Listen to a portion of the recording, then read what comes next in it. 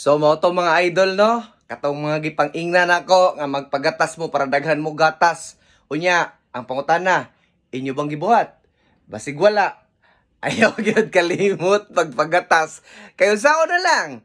Unya di ka kamot og duha ka, tuyok na. Mahutdan kag ay lisod na. Murara na og motor nga pag mahut na gasolina mapalong ginang motora.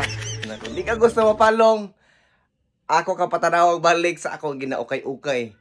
Ug kung kana imong matun-an ug unsa na, ay sus, makaingon jud gag kani. Kani ang pinakalami nga gata sa tibuok kalibutan. Ipakita na ko sa inyo mga idol ha. O akong tuyok-tuyokon para makita ginanyo unsa mang klaseng gatasa na. Pero pa makatilaw ka, ay hastang lamia mga idol.